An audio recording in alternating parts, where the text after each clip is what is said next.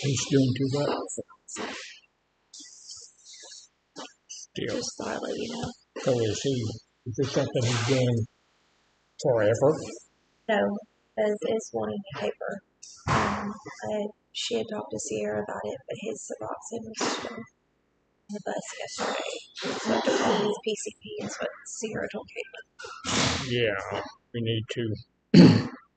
That's a big deal. So that's just information for you. Thank you.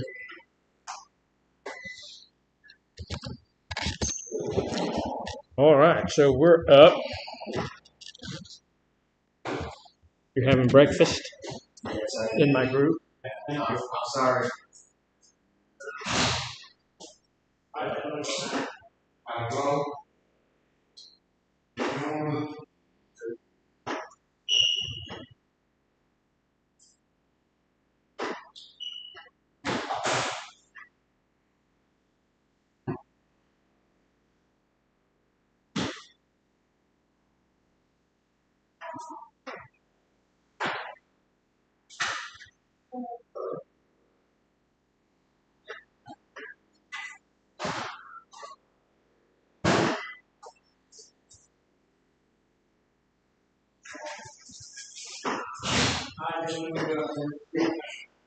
you going to be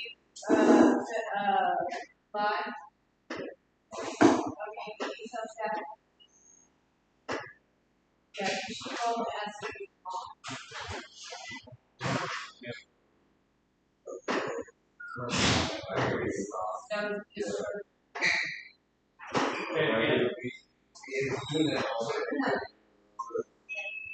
So I told my doctor.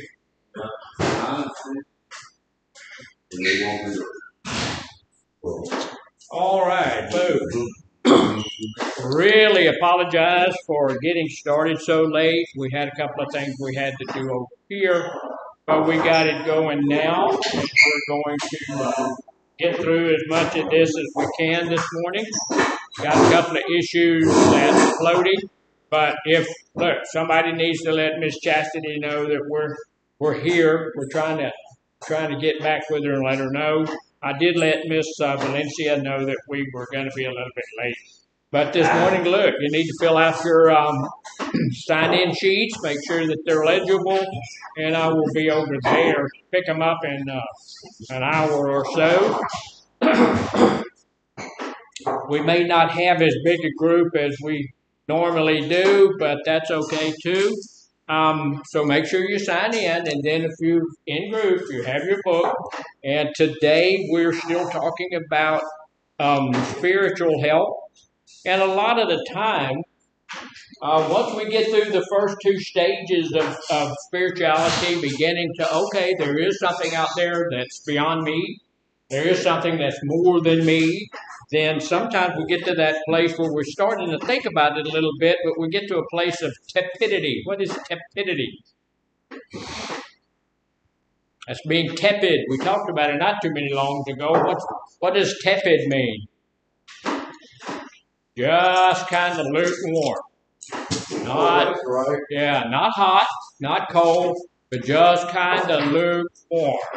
And I can't tell you who your higher power should be, but my higher power tells me that if you're tepid, he's going to just spew you out of his mouth, which means that, look, if you're warm, he said, I would be that you would be warm or cold. If you're going to be warm, if you're not warm or cold, it means you're tepid, and I'm just going to vomit you out of there. So, tepid is when we get to the place we have some exposure to a spiritual life on some level, but a little effort has been made to explore the meaning of a spiritual life or toward adherence to any set of spiritual principles.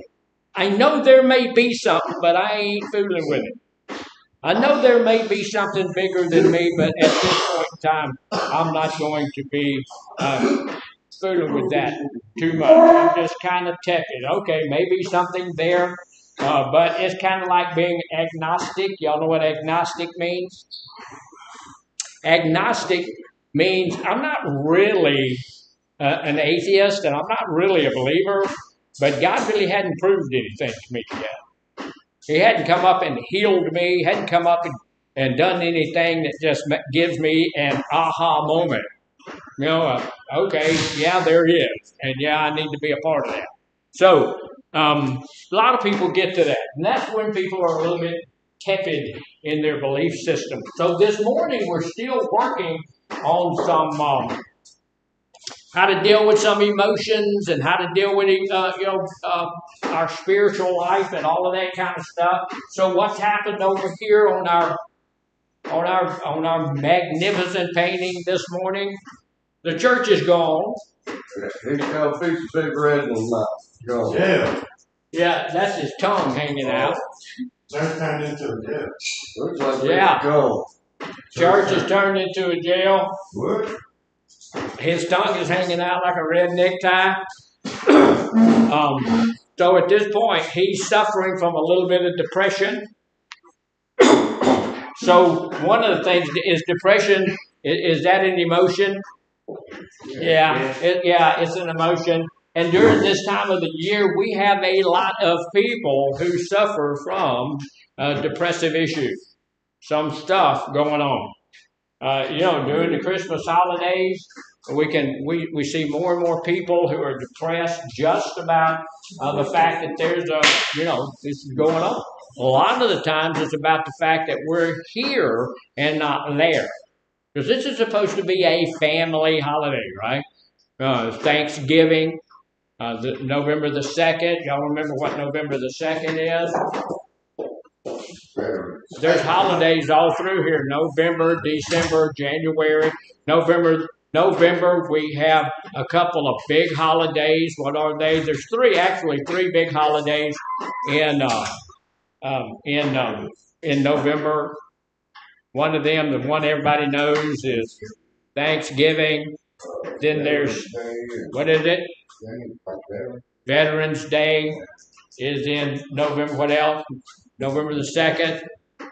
Everybody ought to remember that. Everybody ought to know that. So what is it? Is it Labor Day? No. Sometimes like giving. That's my birthday. No. So it's not celebrated nationwide, but it should be. And then we have Christmas. And then we have New Year's. All of those things are family type things, and we want to be with our family and all of that kind of stuff. So sometimes when we can't be, y'all know I worked at the prison for 16 and a half years. That's the time of the year that we have more escape attempts at the prison. And, escape attempts are not a good thing. Because the officers are trained when they hit the second wall, the second fence, they get shot. Yeah. So we don't want to be doing stuff like that. It was one of the highest times of suicide attempts as well. And some of those, of course, are successful. So, so here's the thing. We need to get to the place where we understand that even though things may not be exactly like we want them to be right now, they are going to be. Right? They're going to get better. I mean, here's the thing. I may not be at home for this Christmas, but I'm shooting for next Christmas. Right? I'm shooting for that. And that's going to be a great, big, wonderful, fantastic time. And if I try to do something, or if I do something that's just not really sensical in my life, then that's going to mess up not only this year but next. So that's a big deal. So we need to make sure about that. There's a couple of things I want us to take a look at. This guy's a little bit depressed. He's kind of looking down. He's got his tongue out. He's thinking he's in jail, or he's thinking about jail or about prison. Let me tell you something. Do you know that prison doesn't have to have any walls? Doesn't have to have any bars? I read a book out there while I was out there that said free on the inside, talking about how in your own mind, in your own heart, you can be free. We can also be in prison on the outside. And what am I talking about, Mr. Wright? You can be locked up in your own head. Yeah. And look, a lot of the time my prison came out of a bottle. Right? My prison was in a bottle, and it told me what to do and when to do it and all of that kind of stuff, and I was messed up and, came out of a bottle or came out of a little rolled up piece of weed that somebody, probably got peed on and all that kind of stuff before I was smoking it, all of that stuff, and you can't be in, so addiction is a prison. It is a bad prison. And I'm praying this morning on the way in, just for today, just this day, just for today, just today.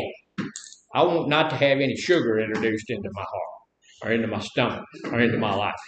Just today. Yesterday I prayed the same prayer and I said, Lord, today I'm not going to use any sugar. Just not going to do it.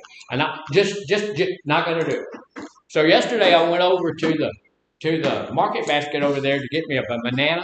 I actually wound up getting a pear, which is better for you than a banana. And they had the moon pies on sale, 59 cents a piece. Yeah, if the moon pies are that cheap, how you not gonna buy one? So I'm thinking I'm gonna buy one, and I'm gonna save it, And all they had was vanilla one. That ain't my favorite moon pie, so I'm gonna give you one of them vanilla ones. And then they had a pumpkin spice one. I said, I don't even like pumpkin spice. I wonder what that moon pie would taste like. Look. So I bought 2 moon pies. So what do you think I did with those 2 moon pies? Hey, gave away. I ate both of them, yeah. Look at that man back there, gave them away. Yeah. Anybody that wanted the little package they came in, they could have had that. There wasn't anything left in there. So I ate both of those, and then I'm going home. I'm almost to my house, and there's a Dairy Queen over there. And, I have a good heart. I'm a good person. And I'm thinking to myself, it's been cold here lately. And those poor people over there at the Dairy Queen, they had hardly been able to sell no ice cream to nobody because it's cold. Nobody be wanting ice cream at this time of the year. So I said, it's just up to me. I'm going to have to do something to help them people. So that's what I'm about. I'm about helping people.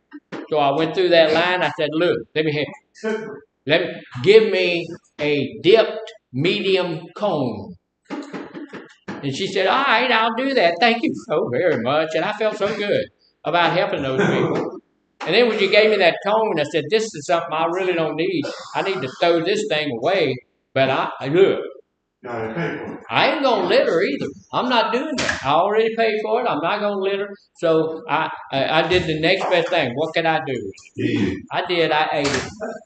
I ate that. So I had 2 moon pies and a dipped cone yesterday. So today, and look, tomorrow at 3 o'clock, I have to go to my endocrinologist. She gonna kill me. She gonna kill me. But during this period of time, in the Christmas time, a lot of the time in the holiday season like this, not only do we run into depression, but we get into a place where we really get some loneliness going on, right? A lot of people, this is why we get to that place of depression. We say, okay, we don't have the people we love about us. We don't have all of that kind of stuff. And so we get lonely and we're suffering from loneliness. And loneliness is the first cousin of depression, right? And so we go off into all of that kind of mess. Here's the deal.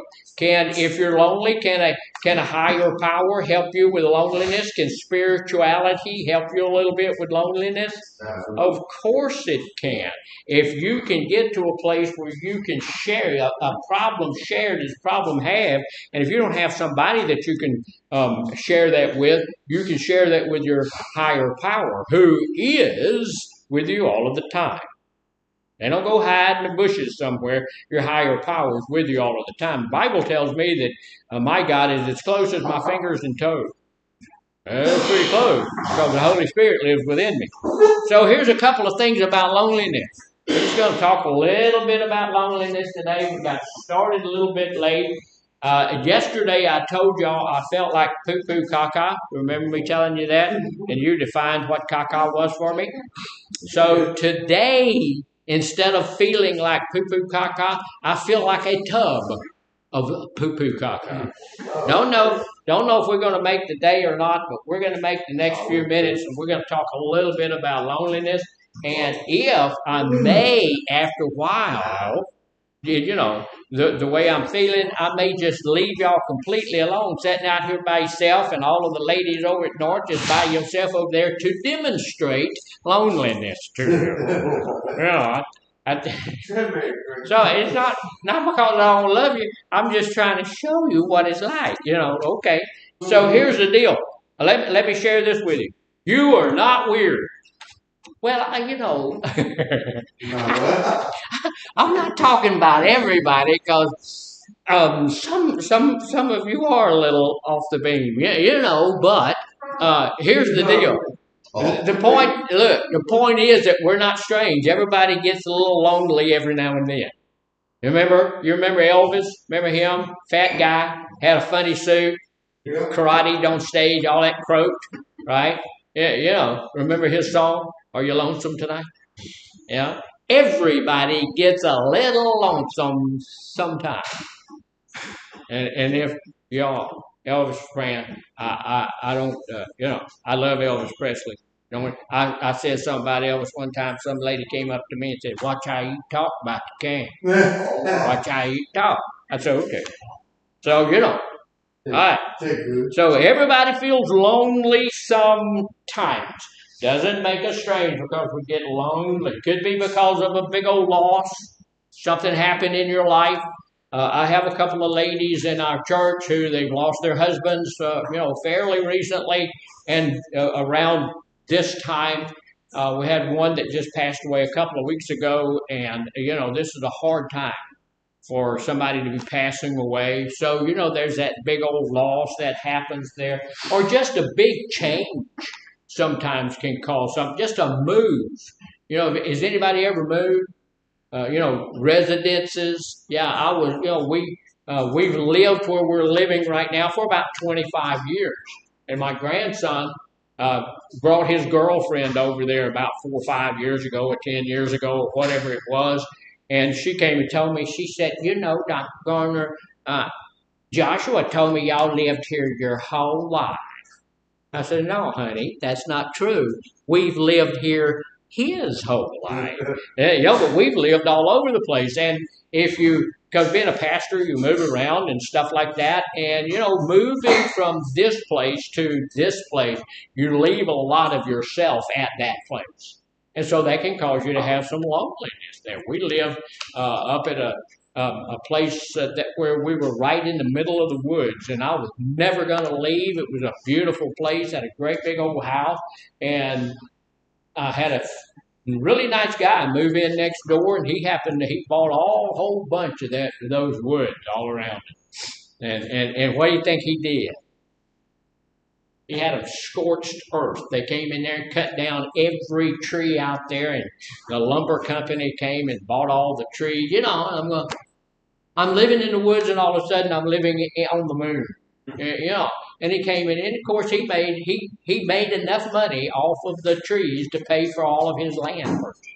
So I said, well, okay, all right, that's great stuff, So anyway, at that point in time, I was feeling pretty because we would walk down through the woods to a little creek down there and go fishing and okay, kind of like Mayberry or something. But so that caused a little loneliness in our life. We missed the trees and all of that stuff, but we also moved and got out of there. So big loss of change, something less obvious that you can't really put your finger on. You ever just kind of woke up and felt kind of like, lonely? Felt like, hey, I just not feeling it. I just don't feel good about this. I just feel kind of, nobody loves me. Everybody hates me. Might as well go eat worms. Won't you be glad when he's gone so you don't have to listen to all of that kind of mess? Yeah. When do you feel lonely? I mean, it's different for different people. So what do you think is the opposite of feeling lonely? Say it again. Overwhelmed. Overwhelmed. Happy. Glorious. Glorious? Okay. There's all sorts of things that you could feel. Love. Comfortable. Okay. You know, I'm okay. You look, when I go home and sit down, you know, my wife is sitting next to me over there. I'm comfortable and I'm okay with that situation. I'm not lonely. I can reach over and there she is. Sometimes I miss my kids because they're spread out all over the place and I feel a little bit of a lonely tent even while I'm sitting with somebody I love. You know, so, and sometimes when my children come over, as they will on Christmas, after, you know, hour, 2 hours, 3 hours, I get lonely for them not to be there. Get it? I would prefer they would. So I started telling them stuff like, how far is that drive back to y'all's house anyhow? Yeah. Wonder if y'all can make it before dark. I don't know. I don't know if you can make it before dark. Maybe you need to leave now. I'm not trying to run y'all off, but I'm just concerned about you getting home before it's dark. And you're going to have to go now, you know, if you're going to do that. Yeah, you know. Won't you take just take the food with you. Take it to your house. You know, eat it over there. That'd be good, you know. But that doesn't mean I don't love them. That just means I've had enough of them. Yeah, I got grandchildren who, you know, we said, okay, we know what we're going to buy him this year. Last year we bought him an anvil. He broke it before he went home, you know. So, all right. So everybody feels lonely. Here's another big thing: loneliness is not about company. I've had a lot of people say, you know, I'm lonely. I'm gonna go visiting somebody. I'm lonely. I'm gonna have somebody come over here and visit with me. Loneliness is not really usually about having people around you. You can be lonely in a crowd. You know, if you're in a crowd of people, nobody is compatible with you, nobody is the same as you, then you know you can be lonely in that situation, right? You can. Even in here in group, you can experience some pretty deep loneliness. So you can feel lonely even in the company of others. And the opposite is also true. You can be perfectly content sometimes when you're alone. And that's another word that's the opposite of lonely. It's content. Because when I'm lonely, then I'm not a content person. What does being content mean? Satisfied? Satisfied. That's a good way to say it. Satisfied. I'm okay with everything right now at this point in time. Everything's all right. You know, I'm satisfied. So, can you think of a time when you felt like that? Yeah. I can. So look, sometimes I have my office at my home, and it's messy. It's not good. My wife will open the door and look in there and just, you know, give me all sorts of ugly looks, you know, because of the way my office is. But that's my office. That's my spot. That's the place where I can go and I can sit in there. I've got a computer. I've got my stuff. I've got whatever I need in there. And so I can sometimes just be content in there. I write books and I do stuff like that.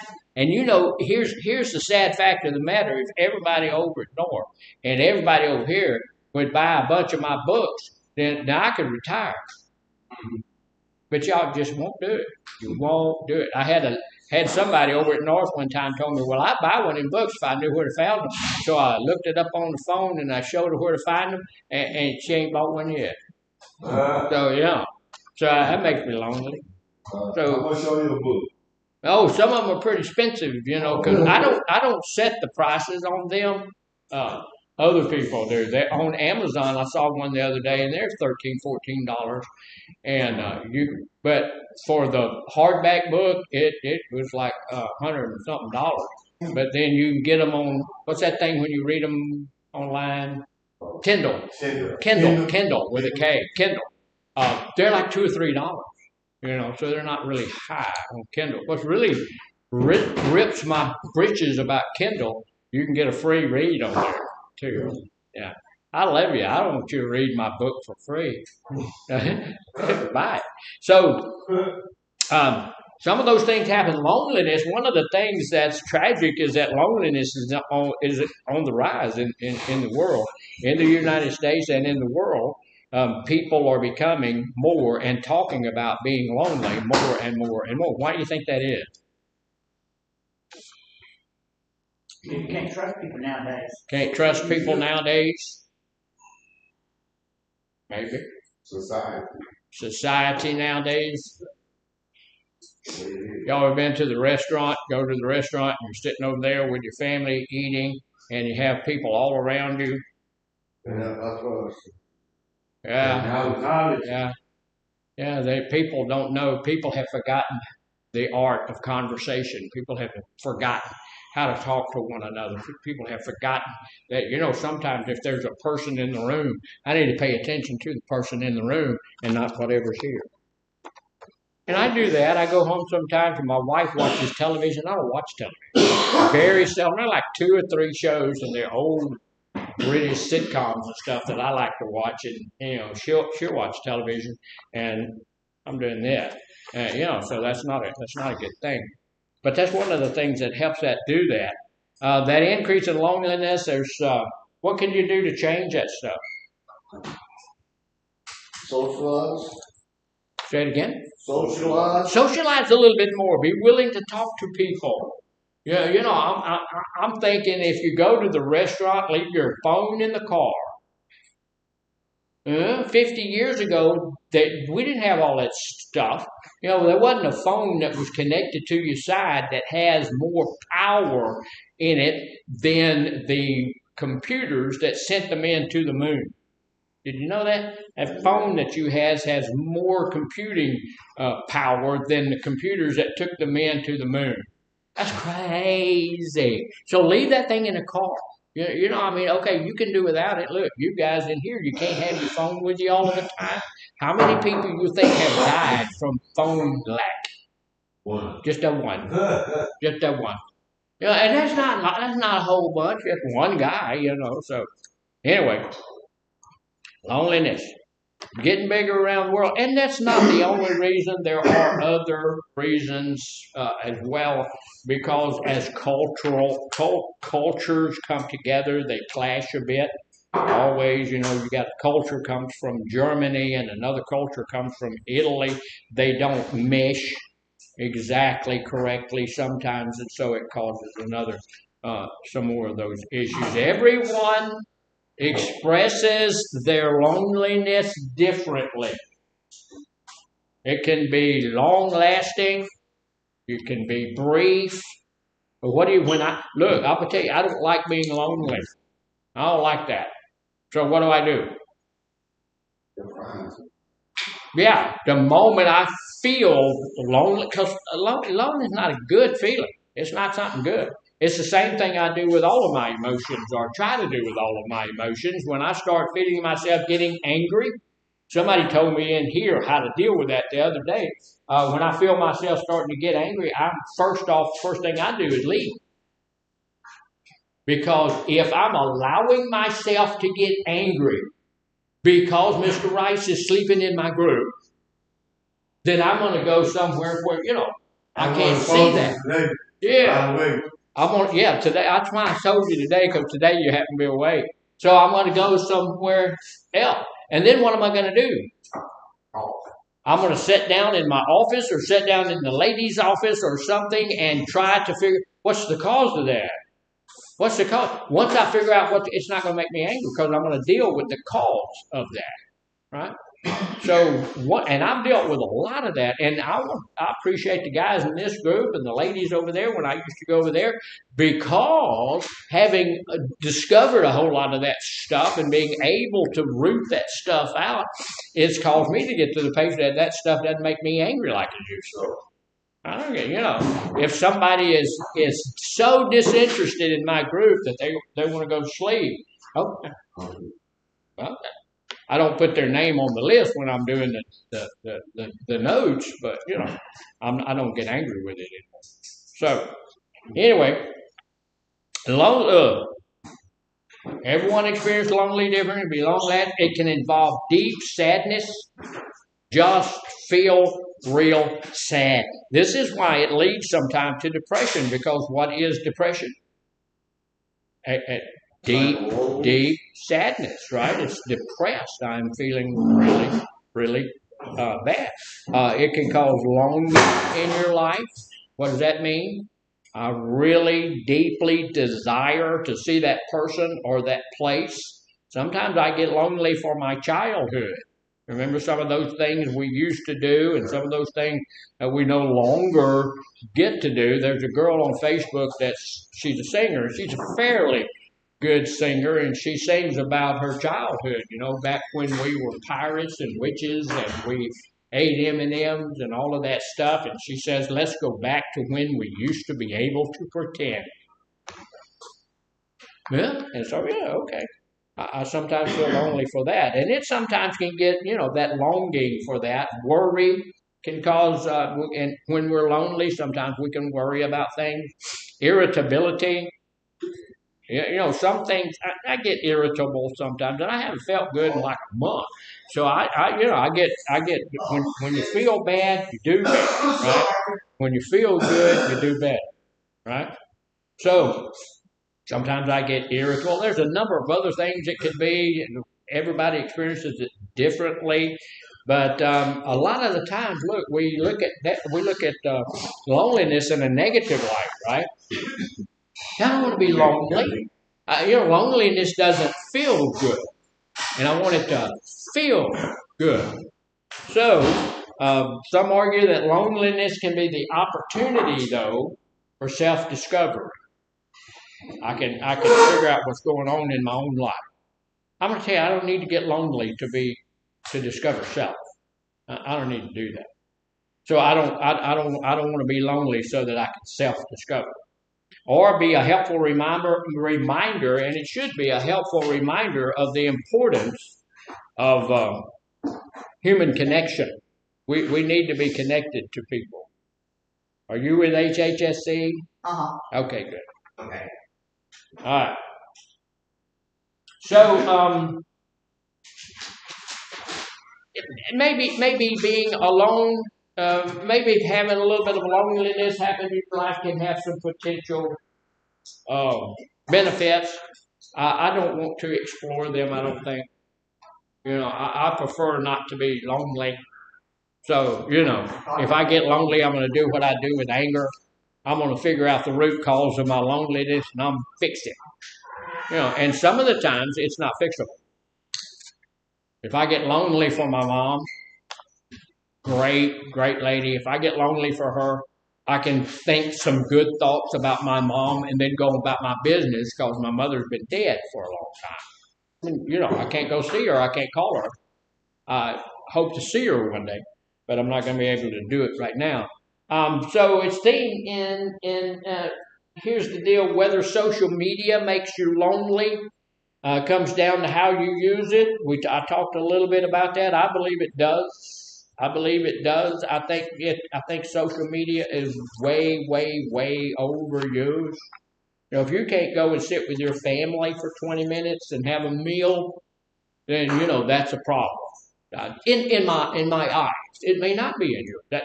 You might not like your family enough to talk to them. Is that a possibility? Absolutely. I love everybody in my family. There's a couple of people that I talk to God about and say, "What? I know you love me. Why'd you do that?" So there's a couple of them that I would not have in my family if I had the opportunity. So sometimes it does. Comparing yourself to others might make you lonelier. There's a lot of people who have killed themselves because of social media. Just watching these people telling them to commit suicide and all of this other kind of stuff, and some people do.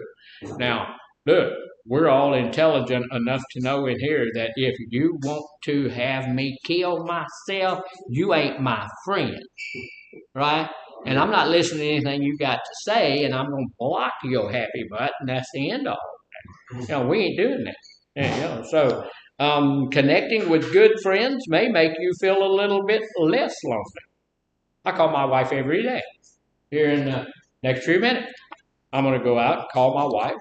Y'all know she has some issues, and I'm going to call, make sure she's all right. She's not laying on the floor somewhere with her feet up like that roach on the Black Flag commercial. Yeah, or something like that. Yeah, and then I can't leave work, but I could call somebody and tell them, go by there and see if that girl can get up, but That's not true. I'd go. You know that. So, we do need to be able, and I like the fact that we can connect with people like that. I had a little accident one time, and there's a guy that came by and helped me. But this was like 40 years ago, and he had a telephone in his car, and it looked like a regular telephone that connected right there and had a big old thing in the back of his truck, not truck, his car, back of his car that generated that so that he could, ping on the phone tower or something. Nowadays, everybody, 8-year-olds have $1,200 phone, which says a whole lot about their parents. But so, how do you use that social media? Is it a good thing? Right now, we're not using it much. So I will tell you that I use my phone a lot of the time for research. Because you can Googleize just about anything. Yeah, I had my car keeps telling me that the air pressure on the tire, the air pressure sensor is going out.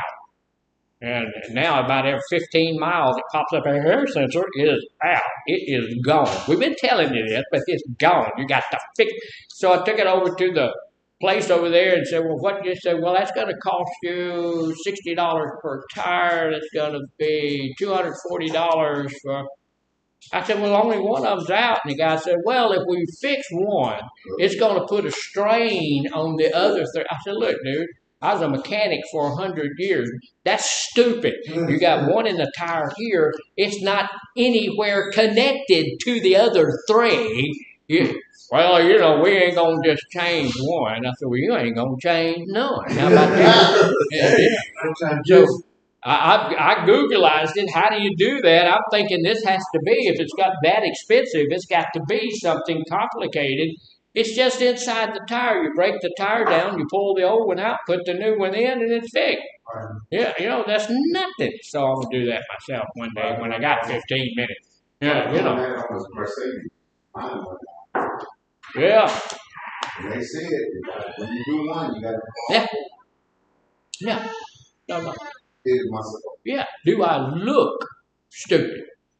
Do I look stupid? I had a counselor at another place where I was working at the prison, actually, and she called me up. She said, hey, Doc, I'm going to be a little bit late. I'm over here at the tire place, and they were going to change my brakes on my car, but they're going to have to keep it a little bit longer because they're going to have to change all 4 of the rotors on there. I said, what? She said, they're going to just, I said, wait, tell them, hold up. I went over there and I went in that thing over there. So let me see that rotors were smooth as a baby's butt. And I said, dude, if that was your car, would you change it? He said, well, no, I wouldn't change them, but I'm a mechanic. I said, not much of one. Not much of one. Come on. All you're trying to do is get this girl's money. And I said, dude, if you drop it down there, pull it out in the parking lot, and about an hour, I can change all 4, and it'll be fine. And we ain't fooling with the rotor. And so, saved her a ton of money and all of that stuff because, people think people are stupid. And unfortunately, some people are. She was calling her mama trying to get some extra money. So those things bother me. Anyway, that'll make me lonely. They could, could make me lonely. So I want to get away from social media if it bothers me. Now, here's the other thing real quickly. The way you think about loneliness is going to affect the way you feel, right? If you see loneliness as proof of being flawed, I'm lonely because people don't want to be around me. I'm lonely because things are like this or like that. It's all my fault that I feel the way that I feel. Then, when somebody doesn't want to be around you or something, is it okay for somebody not to want to be around you? It is, unless you're in groups. And then you get up and you walk down the hall. That's not okay. But if somebody doesn't want to, look, if there's somebody out there that decides they don't want to be around me, okay. I don't want them around me. Okay. Yeah, all right. All right. Move around, clown. Yeah, and you know what I like to tell people is you do realize there's 8 billion people on the face of the earth. You ain't the only one. You know, it's not like we on an island somewhere and there's just me and you. Yeah, you know, we're on this island Earth and there's 8 billion of us. So if you're like me, go find somebody you do like and hang out with them. You know, it's good. Because here's the deal. Sometimes if you feel like they're doing that and they're staying away from you because you're flawed, you're different, you're weird, it's going to feel pretty bad. It's going to feel awful. But if you see it as a normal, not my fault.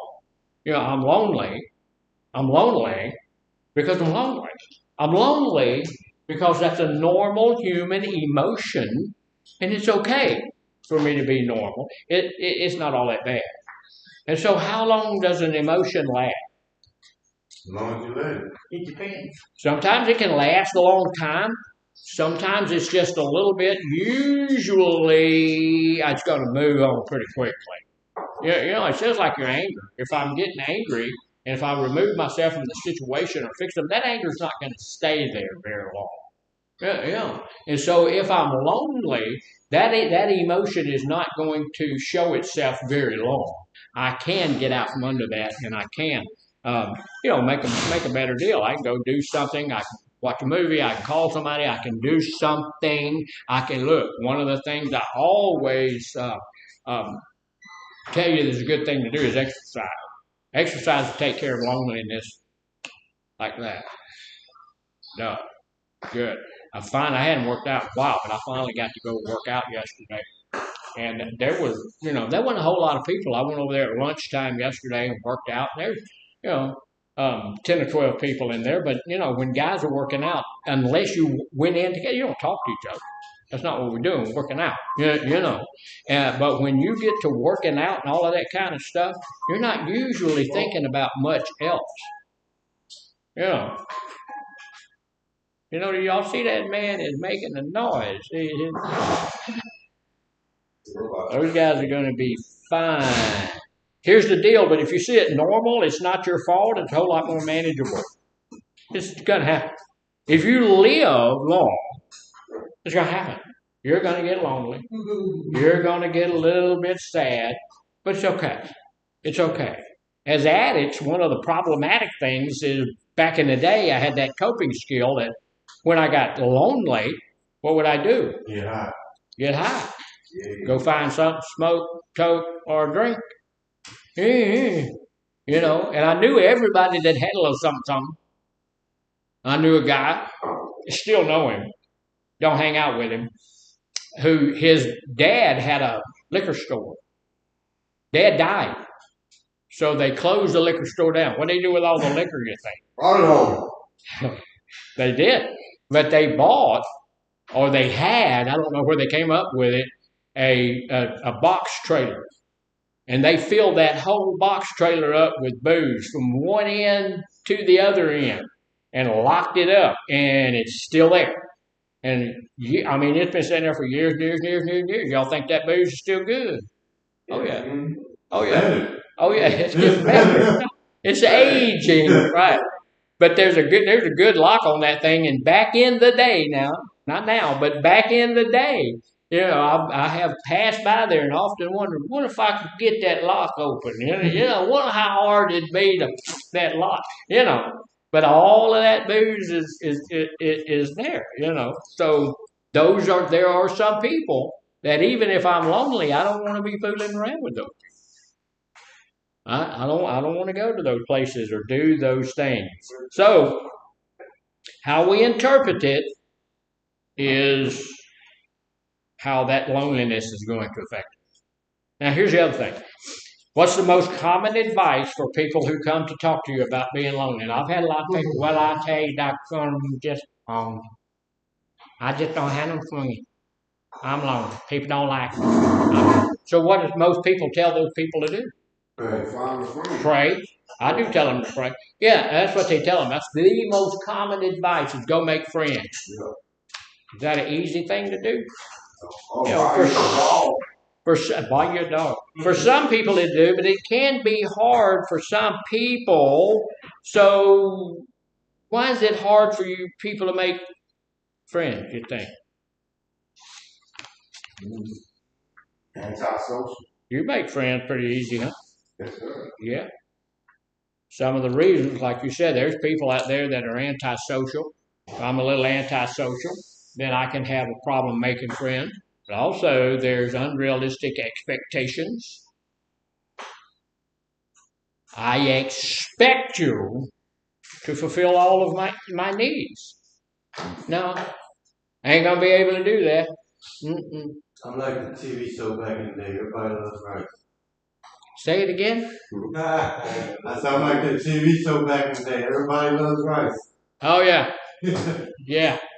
Everybody loves Raymond. Yeah, everybody Yeah. loves rice. Yeah. Then they had another one right behind that. Everybody hates Chris. Yeah, everybody, yeah. That was a good show too. I like both of those shows though.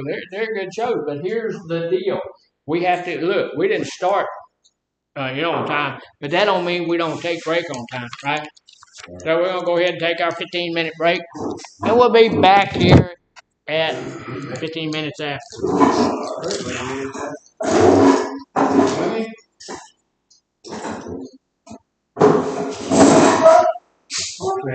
Yeah. Best chair in the house. Oh, this thing you care? No, listen. You like the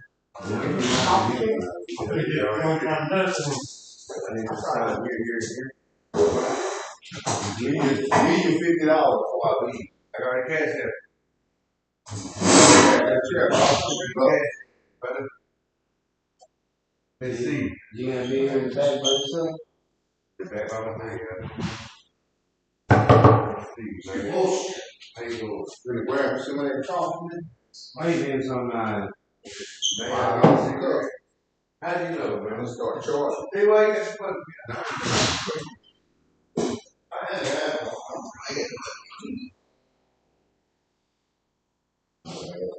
it's counting on you. Oh, more than I have to do this. I have to do it like that. Now, let's see, love me. Let's see, love everybody. 30 days, 60 days. What? It's a special moment. Already doing it. I don't know. Yeah.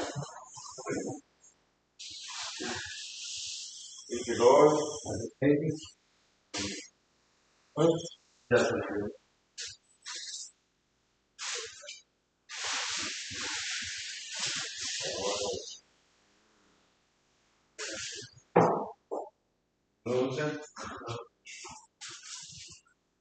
Get your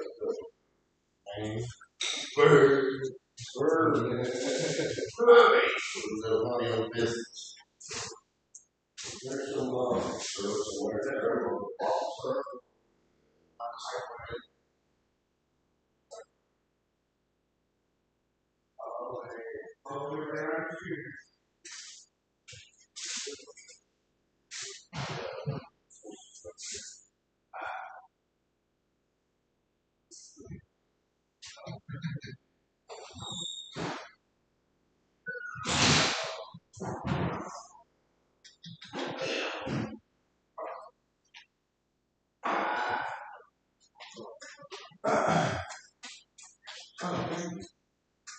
There's some,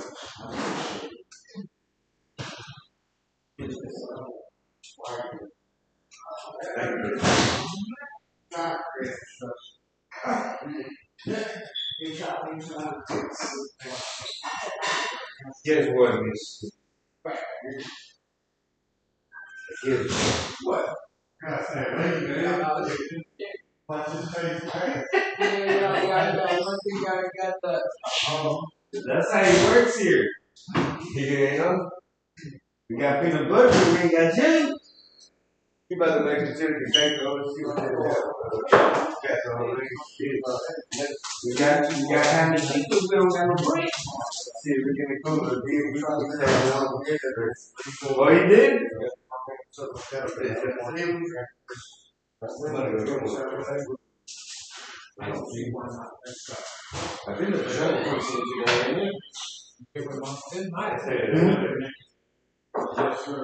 he didn't came last week, so it's one show came last week. Well, he had he did it. He should be this guy. Yeah,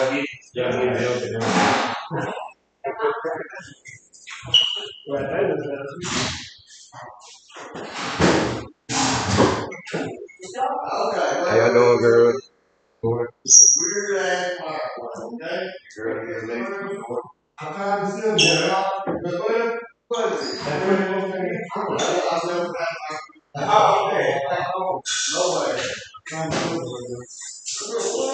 That girl in this thing, so I'm home. Right, that is. Okay, I did. This is it, yes. This is the deal, guys. Around 1,000, and start doing this talk. And we're gonna have enough money here. There you go. You gotta figure it out. I guess you have to put in sense. I got you. Okay, guys. You got at least try. That's what we're doing. So maybe that's not where it goes. If you put it in the put sugar in that bowl. Oh, not yet. Y'all have some sugar? Nah, we got it. They probably told sugar. Nah, we gotta wait for Q. See if they give us some sugar. Oh, what they got that is sign up. Yeah. We gotta ask. Y'all gotta ask? Alright. Y'all say those members and stuff. What's wrong? Alright, wait. Nachos? Yeah, more something like that. You know, put some grapes on it? No. Let me take grape nachos. Ooh. No. It's a new stuff. Hell yeah. It's on here right there. Two things. One.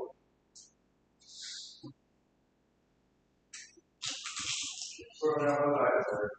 Swirl.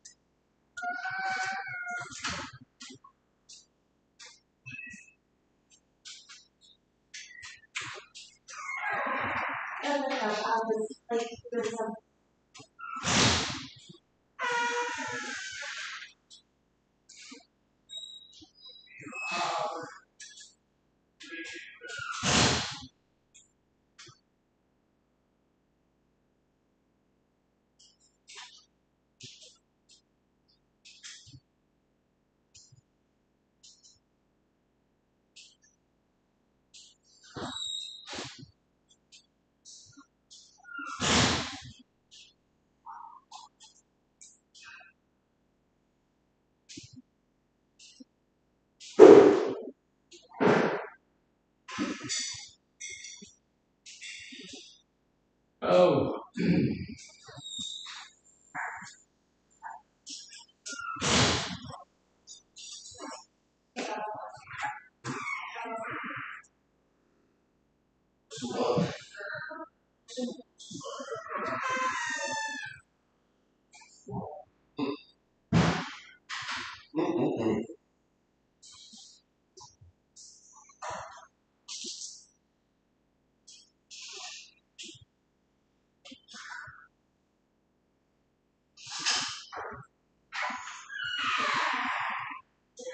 When do you want?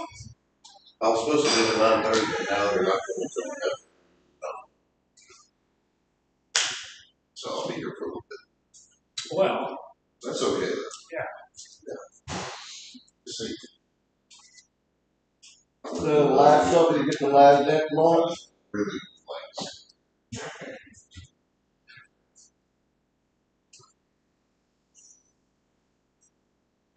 So your last supper, you get the last lunch. I guess so.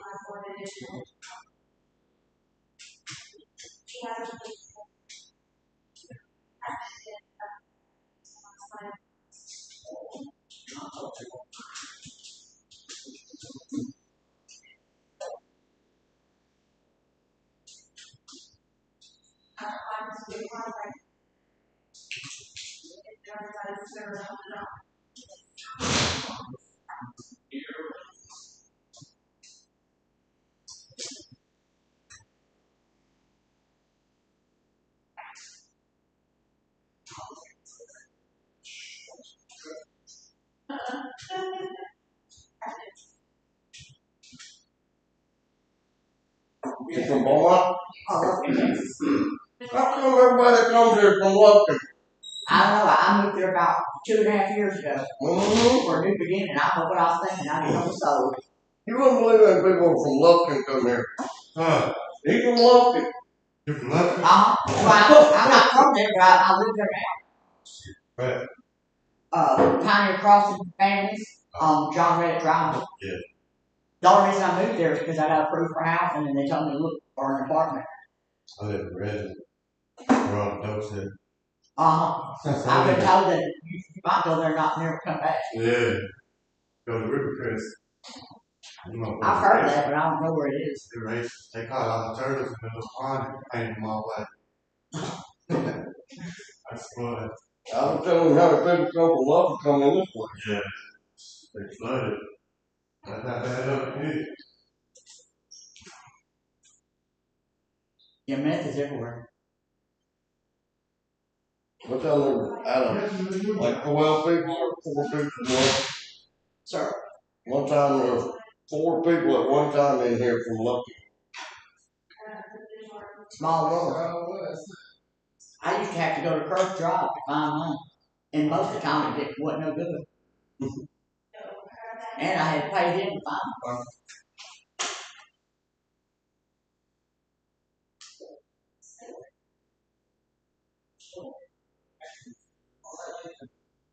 That was kind of hard. Yeah, I get it.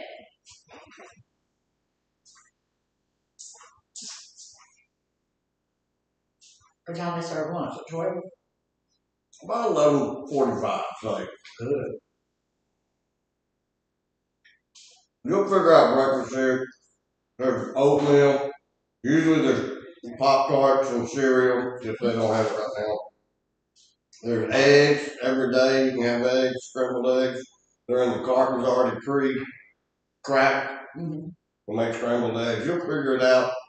There's plenty to eat in there for breakfast. Just the first couple of days, you're not sure what to do. Well, when they take us to Walmart, I have $500 to spend, and I can get us some stuff.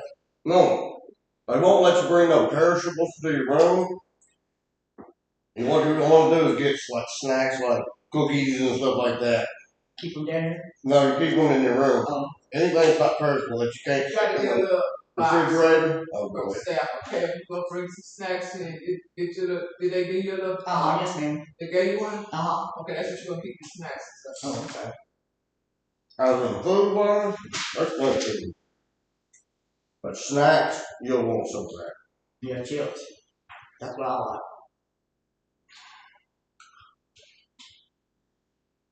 Oh. Happy Garden's Day. Oh, Right his ass up. Oh.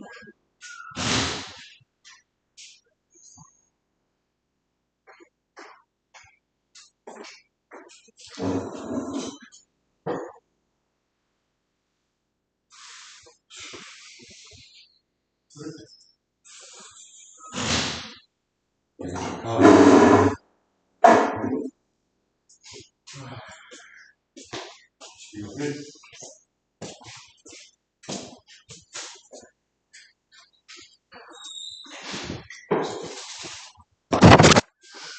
All right, we are back. And we're going to go this second part of this thing. We're going to do something that's along the same lines, but different. I know that sounds counterintuitive, but it is. It's about the same thing. We'll talk a little bit about cognitive distortions, the way that I'm thinking, and sometimes our emotions get tied up in the way that we are thinking, and it can kind of get us a little bit off the beam. And so we want to make sure that our thinking is lined up with reality and the way that things are really going. This can also be helpful, or a higher power can be helpful in that situation. If you've got something you're thinking about and you think this is how it really is, and you have a higher power, you can go and ask that higher power, talk to your higher power, and get some leadership from your higher power. Here's the thing also. If you are thinking a thing, you got this idea in your mind, and you're thinking a thing. Y'all watch the news around here, right? Yeah. You watch the guy that went over and shot the two young people at Brown University and killed them? Yeah. Okay, so he was thinking a thing. Right? He had this run through his mind that would be a good idea for whatever reason. It's not a good idea. And so you should have people in your life where you can go by and say, hey, look, I'm thinking this thing. Does this thing that I'm thinking, does it sound like a good idea? And if those people are, people who have good sense and they care about you and all of that kind of stuff, they can help you with that and say, guess what? That thing that you're thinking, that's stinking thinking there. You need to, like if you run through your mind, I think I can go have a nice cold beer. After all, my drug of choice is cocaine. So I don't have a problem with alcohol or beer or anything like that. So what do you think about that, Bubba? Or Bubette? Or whoever? Do you think that's a good idea? It's a lie from the devil, the man said. That the devil will. He's the father of lies. He's going to be lying off to you, yeah. what about the guy that killed his wife and buried her underneath the bed and 25 years later confessed to it? Yeah. How could you even live with yourself? A lot of people don't have a conscience. Yeah, a lot of people don't. How could you? Those people are sociopaths. And I'm thinking, That's like beyond distorted thinking. yeah, that's way beyond distorted thinking. Yeah. But yeah, that's some crazy mess. That's just like Rob Reiner's kid. Yeah, killed his mom and dad. Killed his mom, killed his dad. Did he kill the movie producer? Yeah. Director? Yeah, that's days ago. Yeah, This could happen anywhere. What he's talking about happened in five. And then in Australia, people killed all the people. Yeah. So the point is, all of that is stupid. All of that is nonsensical. Here's the deal. You're mad at your mama and daddy moved to Canada. Okay, just go away. I have a grandson that we raised from, like he was a sausage, and we raised him from a sausage into a grown person. And then he went to college, got all of his stuff and all of this junk, and went to his law enforcement now down in South Texas. and doesn't want to have anything to do with us at all. Don't like grandma, don't like grandpa, don't like mama, don't like daddy, so he just left. Man, that's the most intelligent thing I've heard. You do that. Go away. I don't like those people because of their religious beliefs. So go over there with your own religious people. You know, whatever I'm thinking, if it's going to hurt somebody else, it's not a good thought. You know, so you need to have somebody in your life that you can go over there and say, look, I'm thinking this thing. Does this thing sound like positive, good thinking?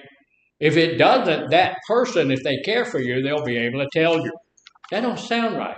Killing 19 people? No.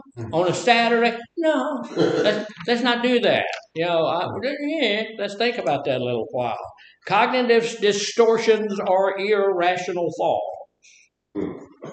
And what does irrational mean? Crazy. Not right. Yeah, it ain't rational. Rational means I'm thinking straight. Irrational means I'm not. So if somebody says to you, that's not rational. That's irrational. You know, so and they shape how you see the world, how you feel, how you act. It's normal to have these thoughts occasionally, but they can be harmful when they're frequent or extreme. That's when I need to go talk to somebody. When I'm thinking this thing all the time. All the time. I got this in my mind. It's in my mind all the time. Then I need to go talk to somebody and say, hey, you know, y'all come talk to me. You know, if you have an irrational thought, and you know, you have a counselor here, we have therapists here. For $250 an hour, you can come see me at my office. I have an office in West Orange. And let me tell you this, look, I'm going to guarantee you guys, now I've had some people just kind of beat on me about that, you know, but when you come to see me for $250 an hour, there is always a good outcome. Well, for me, you know, at least, I get you know, I can't guarantee anything for you, but, you know. So anyway, some of these irrational thoughts, we need to take a look at them. They're cognitive distortions in our thinking, and we need to know what they are, because if they are affecting us, then they can cause us to get to a place where we have some emotional issues and some spiritual issues, especially here in this time of the year, right? So this is why we're going over them. Magnification and minimization. What does that mean? Means you blow something up too big. That's a good way to say it. He says because sometimes you blow stuff out of proportion, right? You blow stuff up so that don't mean anything. You exaggerate. And I'm guilty of that. There's, you know, people will tell me this or tell me that, and most of the time, you know, I'm kind of getting in the loop by getting something poked into the loop while I'm there, and don't get the whole story, and then in my own mind exaggerate what's going on, right? So you know, it's like if your boss. Anybody ever have a boss that yelled at you? Yeah, and so when your boss yells at you, you think you're going to get fired. You exaggerate everything. You know, not everything, but just that one thing. If you exaggerate that, your boss comes in and confronts you about a certain behavior or whatever, does that mean you're fired? Not necessarily. No, that's their job. That's what they're supposed to do. They're supposed to manage you.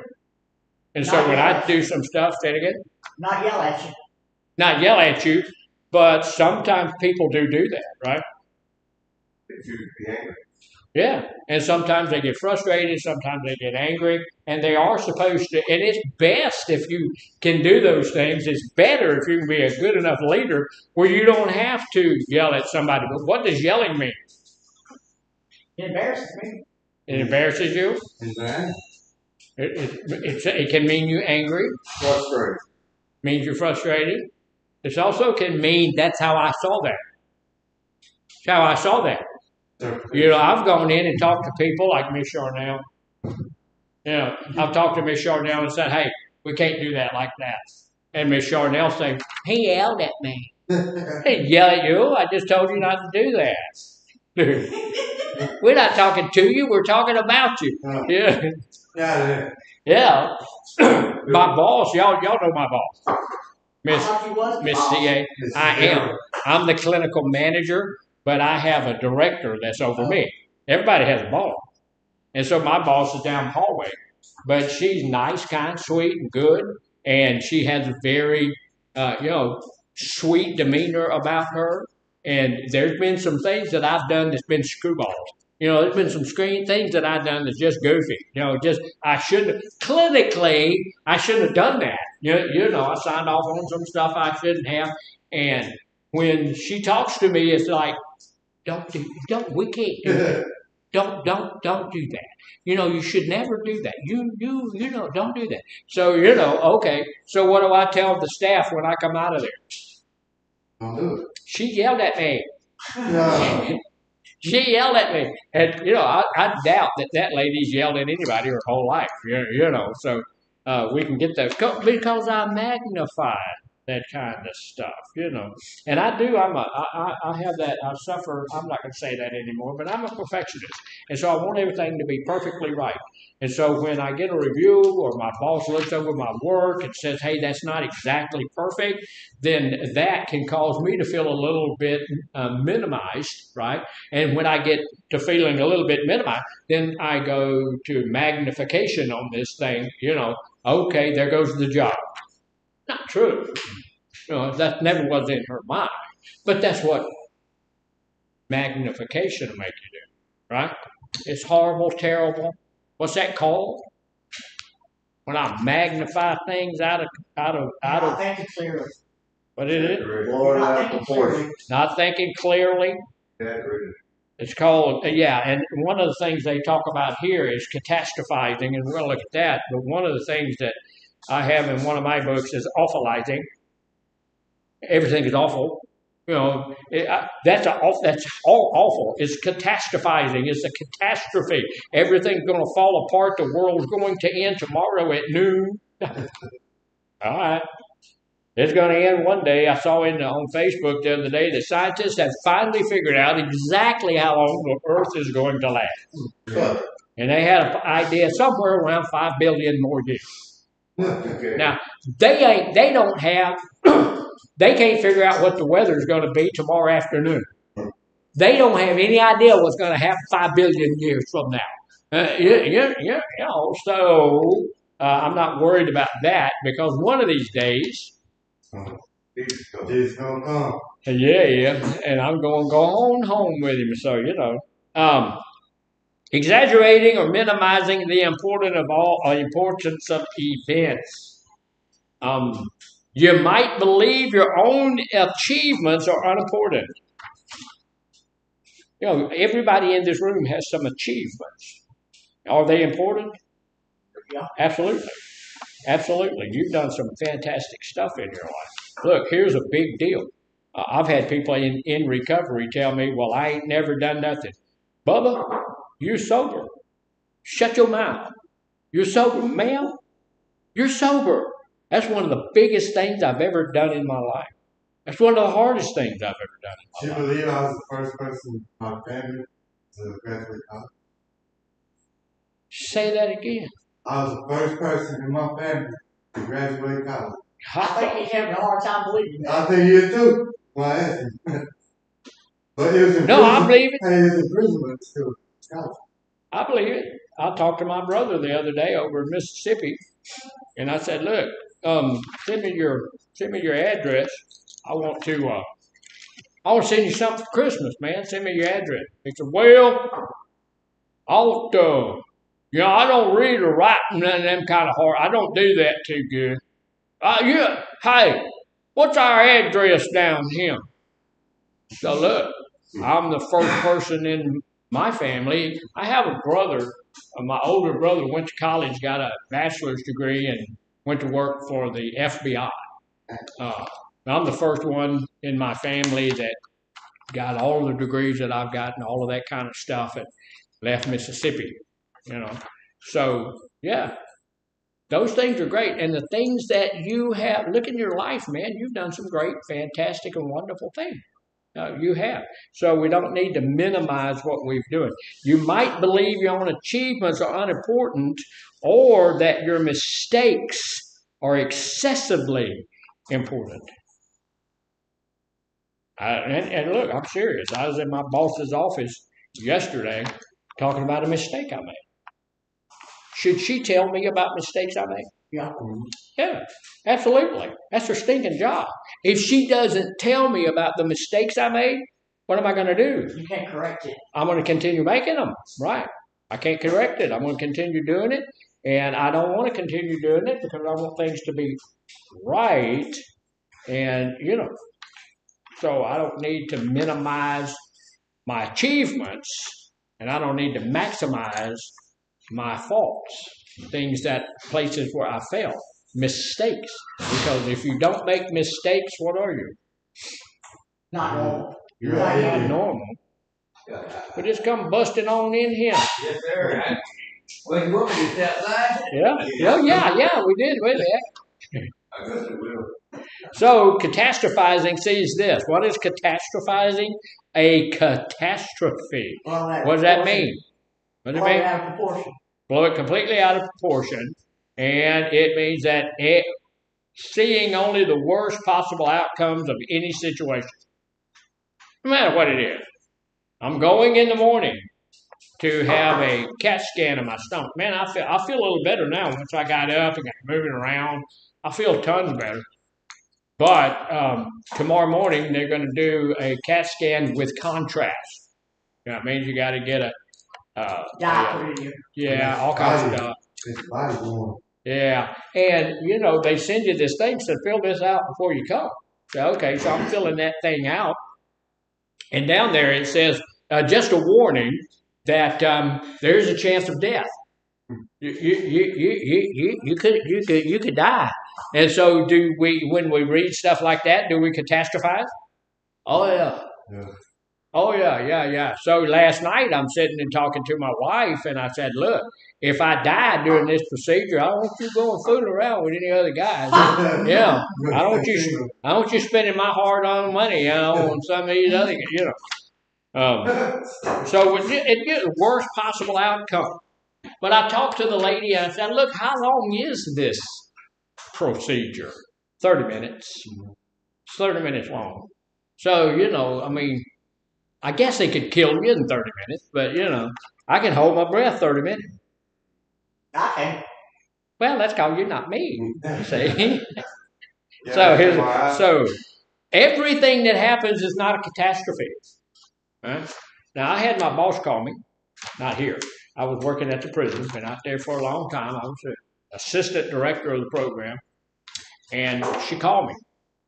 My office is over there. It's about a half a mile from her office over here, right? And so she called me up. She said, hey, I need you in my office. Right now. Phone's hung up. What? So one of the other supervisors was over there, and that lady said, well, what was all that, Dr. Garner? I said, I don't know, but she called me to her office and said, I need to get there right now. And that girl said, oh, wonder. You're in trouble. We'll pray for you. Okay. So I'm hurrying my butt across this parade ground until I got over there to her office, and I finally got to her office. And when I got in there, she said, hey, we're going to put some of these up on the wall. What do you think the best color would be? So I'm thinking, I have catastrophized that thing all the way over there. It's going to be horrible. It's going to be terrible. And then when I got there, that was nothing. So I'm thinking what ran through my mind then was blood red. Blood red would be good. Let me get some of yours, and would you put it on there so you can see? Yeah, So we do that a lot, don't we? Oh my God, what's happening? What's going to happen? Nothing.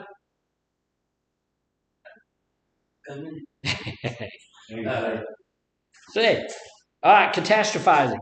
One of the other things that we do is overgeneralization. What does that mean? That's a good word. What does it mean? Overgeneralization. Overthinking. Overthinking. It's making broad interpretations from a single or a few events. I felt awkward during my job interview. Y'all ever felt awkward doing your job interview? Yeah. So I'm always awkward. Is that true? No, I don't take one thing, one feeling that happens to me and put it on every situation I'm ever going to be in. Because look, I've gone to 100 job interviews, and I felt awkward. I can remember at one of them, and I never have. Look, I know who I am. I know what I can do. I know what I got. So I'm going to go in there and show you what I can do and here's my resume. If you don't need me, tell me. I'll go somewhere else. Did you get the job? No, that when the one that I felt awkward about, no, I didn't. I had gone in to apply for the director's position at one of the prisons that I was at, and the the HR lady was in there and the warden was in there, and they went through all of these things that they needed to ask me, and I answered all of the questions that they needed to ask me, and then they said, do you have anything you'd like to add? And so I'm trying to give them my little spiel to make myself look good so they can hire me. And the warden started tapping on the table with his finger. So I knew, right, I'm not interested in what you got to say. Do you need to shut up? So I knew, hey, I don't have, and I didn't. They hired the lady that had come in before me. So I'm going, okay. So, but that's not going to happen in every situation. And I felt a little awkward there. I'm thinking, okay, I got about 3 more pages of this stuff that I want to tell you, but since you're already not interested in what I'm saying, I don't want to tell you anything else, so I didn't. I just kind of shut it on down because I knew where I stood already. And I'm not awkward. I don't feel awkward. Give me a 10-minute, give me a 5-minute warning, and I can speak anywhere at any time for any subject. I don't have to know the subject. You got a piece of paper with something written on it, I can teach it. So I'm not awkward. But in that one situation, I was. So we don't take that. How about when you're afraid? I'm not afraid in every. I'm not all that scared. I'm not afraid to go in and do what I'm supposed to do. But if you get scared and you say to yourself, "Hell, I'm scared in every situation I'm ever in," it's not true. That's not true. So we overgeneralize things.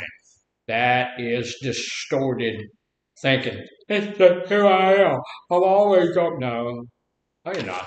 In some situations, yeah, you'll be that way. In some, and that's normal, isn't it? It's normal to be scared in some situations.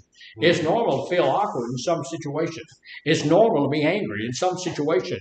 But it's not normal to say to myself, because I had that emotion, I'm going to be that kind of emotion in every situation that I find myself in. That's just not true. So, one of the good ones I like. Good one. This is a really magical thinking.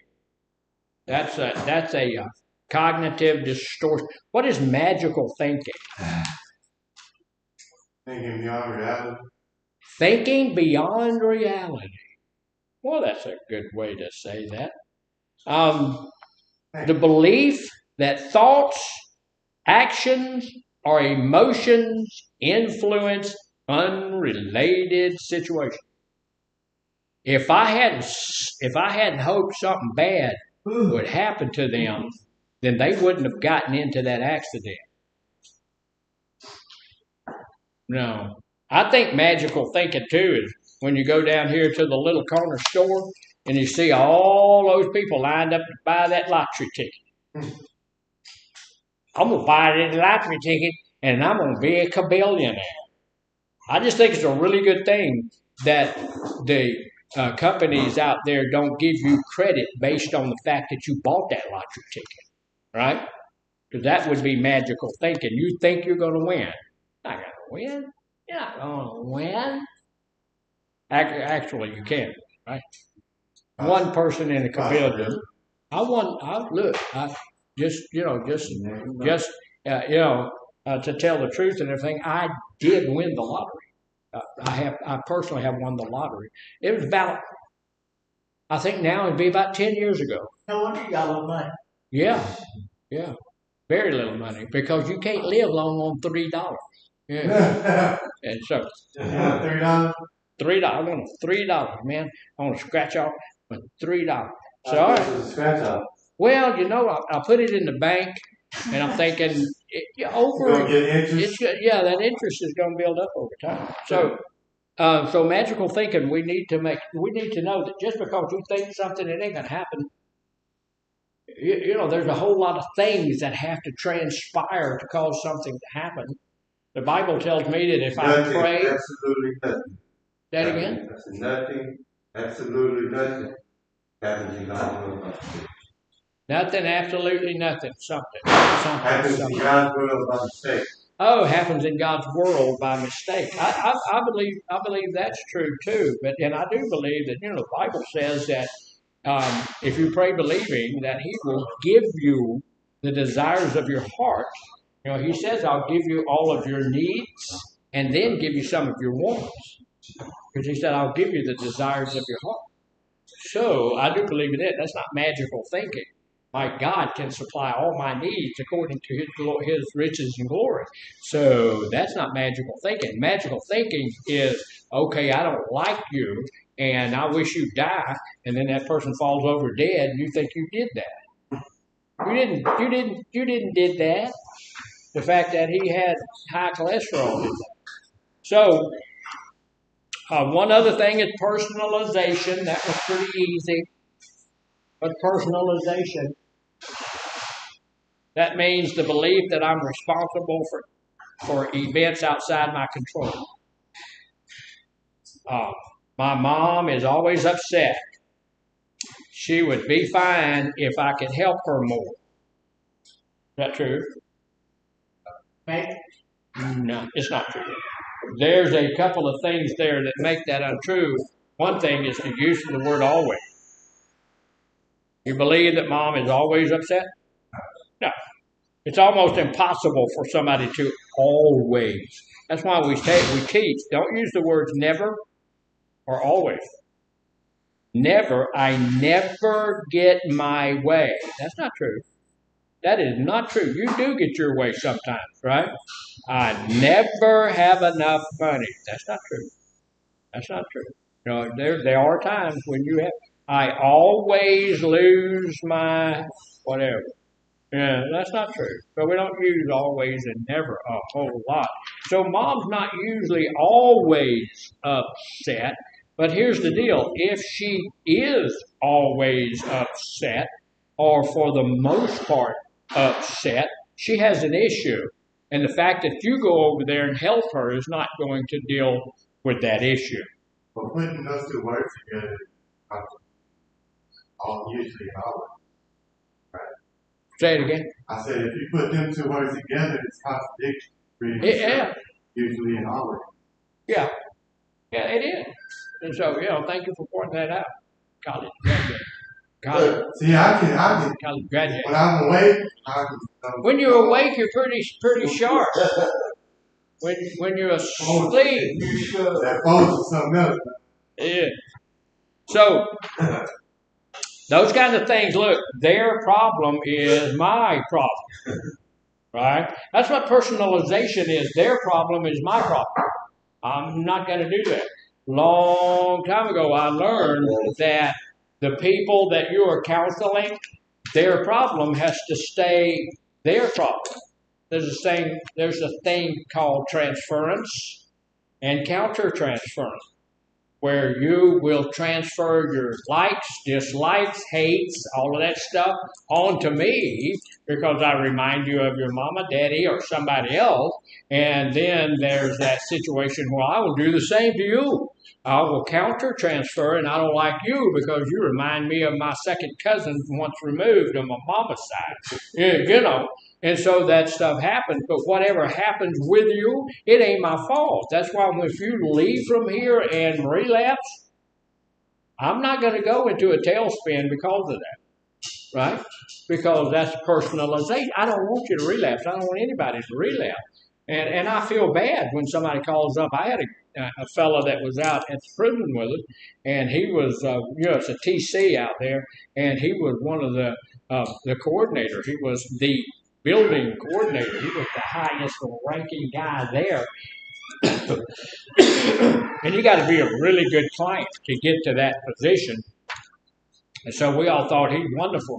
And when he left, we patted him on the back, rocked him out, did all kinds of good stuff. And, and he got out of there and went back down to Port Arthur and got drunk and high and killed 2 old ladies. That was 30 years ago. But man, it was all over Beaumont, Houston, and, Port Arthur and all of that kind of stuff. So, that's not, I didn't personalize that. We all sat around the table and said, corrupt. Just the other day, shook his hand, all of this stuff. But now he's a murderer back in jail, So, but I didn't personalize. That ain't my fault. And we actually had, we had counseling. How do you feel about that? I'm glad I wasn't one of them old ladies to start with, But we don't need to personalize things. It's just not true. One of the things, and I do this, jumping to conclusion. You ever do that? Yeah, I do that. I jump to conclusion. Interpreting the meaning of a situation without any evidence. Well, that person's going to do this, or that's going to happen. And man, that's going to be a hard day. That person, whatever it is, jump to conclusions. Let the situation play itself out, right? Let that person play themselves out. Let them get to a place where we can understand this is what happened because it was supposed to happen. Just because, and sometimes we do what's called having a self-fulfilling prophecy. If I think that person's going to fail, right, I jump to the conclusion they got out of treatment. Oh, they're going to relapse. I'll do everything in the world that I can to make that prophecy come true. I'll make sure that they have something in their past, some booze or some drugs or something in their past to make that happen. Well, I know they got married yesterday, but they ain't going to last. All of those kinds. That's we can make a jumping to conclusions. We can make that happen because we come up with a self-fulfilling conclusion. Self-fulfilling prophecy. Mind reading. You ever had anybody do it? That's a cognitive distortion. Mind reading. That's almost the same as jumping to conclusions. Mind reading, interpreting the thoughts and beliefs of others without adequate evidence. She wouldn't go out on a date with me. She probably thinks I'm ugly. I ain't got enough money. I ain't got enough money. Well, see, I just want to share with y'all that, if that's what you're feeling, if that's what you're thinking, with this crowd, it's probably true. We're ugly and don't have enough money. But we don't need to jump to that conclusion. It could be all sorts of reasons. Right? I'm married and got 3 kids and happily married and don't want to go out with her. There's all sorts of things. And so, I used to tell people I would go and ask the lady, or if I was a lady, I would go and ask the guy. But I've since gone way past that and said, okay, that person is not someone I want to because I'm not someone that person wants to, right? They don't want to go out with me. That is their prerogative. And it's okay, right? It's okay. I need to get to the place where rejection on that level doesn't hurt my feelings all that much. Y'all remember what we said a little bit earlier? There's 8 billion people on the face of the earth. 8 billion. That means that there might be somebody out there that'll go out with you. You need to hit them real early. Don't let them hang around long enough to, get to know you. Just get a date real quick because, So, I'm sorry, Mr. Wiseman. What did you had something to say? Like I said, maybe they're going. Maybe there. Yeah. There's only 8 million, you know. So My opinion. yeah. So and then there's a thing called fortune telling. That's another cognitive distortion that is under that jumping to conclusion thing. The expectation that a situation is going to turn out bad without any evidence to that. It's the same thing when your boss calls you to the office, and all the way there, you're thinking, this is going to be bad. This is going to be bad. They're going to fire me. They're going to, I'm going to get yelled at. They're going to, they're going to do all of this. They're going to fine me. They're going to do this. They're going to, all of that kind of stuff. And you don't have any evidence of that at all. Now, I had a guy call me one time, and I was a compressor mechanic for a while back in the day. And I was working for this company, and I hadn't been working for them but about 6 months, and they were bankrupt when I went to work for them. Didn't know that. I did know it right after I went to work, because instead of giving me a credit card, they gave me $500 cash. Said, now once you spend that, you let us know, we'll give you $500 more. They said, well, we can't get credit cards. I said, okay. I had quit a good company to go to this company. I'm going, oh my God, something ain't right there. But after about 6 months, just before my time was up, you got to be there 6 months on that, what's it called? Probationary period, about 6 months. And so after about 6 months, he called me up and said, hey, could you come to the office in Houston? I said, yes, I can come. He said, look, load up all your tools off the location there, put them in the truck, and bring them with you when you come. So all the way over there, I'm thinking, I'm for it. They finna, and it was almost Christmas, about this time of the year. I said, they finna let me go. They about to fire, So I don't think that was fortune telling at that point in time. That was just common sense. Because if you ever done that, if you ever fired somebody, you don't want them to leave your hundreds of dollars worth of tools laying around. You want them bringing that with them. And so when I got there, the guy said, I'm really sorry, but we're gonna have to let you go. It's not just we're gonna have to let 4 or 5 people go. I said, well, it's a good thing you waited till right here at Christmas. We wouldn't have wanted it to be an awkward time, you dipstick. But I said, well, take me down to the place. Let me ride the bus home. They said, no. We'll give you a ride back in your own truck. We're gonna take you. Okay. So anyway, that wasn't fortune telling. But sometimes we decide in our decider how things are going to end up without any evidence of it, without knowing what it is. We need to wait until we see it. With all of that evidence that he had given me, was there a possibility that when I got there it wasn't going to be that? Yeah, there was always that possibility.